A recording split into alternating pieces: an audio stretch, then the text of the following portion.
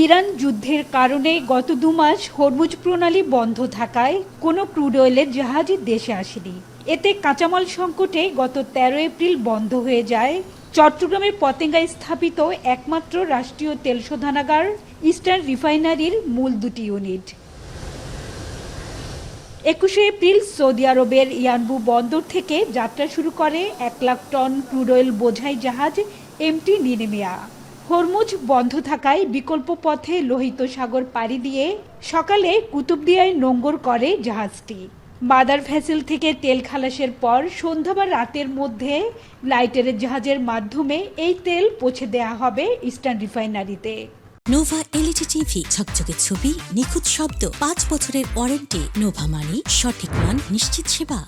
আমাদের যে টাইমলাইন আমরা মেনটেন করি যে আমাদের এই ১ লক্ষ টন প্লাস মাইনাস ৫,০০০ কার্গোটা খালাস করতে সর্বোচ্চ টাইম লিমিট দেওয়া থাকে ১০ দিন, বিকজ ১০ দিনের বেশি যদি আমরা মাদার ভেসেলকে আটকে রাখি তখন তার সার্টেন অ্যামাউন্ট অফ আমাদের ফরেন কারেন্সিতে ড্যামারেজ দিতে হয়।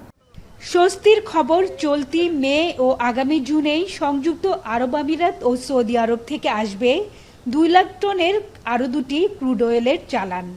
এছাড়া যুদ্ধে সৌদি আরবের রাস্তানুরা বন্দরে আটকা পড়া ১ লাখ টনের ক্রুড অয়েলও আনার প্রক্রিয়া চলছে বলে জানিয়েছে তেল পরিবহনকারী সংস্থা বাংলাদেশ শিপিং কর্পোরেশন বিএসসি। প্রাথমিকভাবে অন্তত ৮ থেকে ১০,০০০ টন তেল ইস্টার্ন রিফাইনারির ট্যাঙ্কারে পাম্পিং করে মূল প্লান্টে নেওয়া হবে। এরপরে বৃহস্পতিবার ফের চালু করা হচ্ছে একমাত্র রাষ্ট্রীয় তেল শোধনাগারটি। পাইপলাইনে থাকা আরও ২টি ক্রুডের চালান আসলে আগামী ৩ মাস আর কাঁচামালের সংকট থাকবে না বলছেন কর্মকর্তারা। এই ১ লক্ষ টন কার্গো তো হাতে পাচ্ছি নিশ্চিত। আমাদের তো মিনিমাম 22 ডেজ আমরা রান করতে পারবো। আর এর মধ্যে যদি আমাদের পরবর্তী মাদার ভেসেল চলে আসে ১০ তারিখে যেটা লোডিং হবে, আমরা যদি আগামী ২৪ তারিখ আর একটা মাদার ভেসেল পেয়ে যাই তাহলে আমরা আরো 25 ডেজ রান করতে পারবো। দেশের মোট জ্বালানি চাহিদার ২০% যোগান দেয় ইআরএল। মূলত সৌদি আরব ও সংযুক্ত আরব আমিরাত থেকে আমদানি করা ক্রুড অয়েল পরিশোধন করে বছরে প্রায় ১৫ লাখ টন তেল বাজারজাত করে ইআরএল।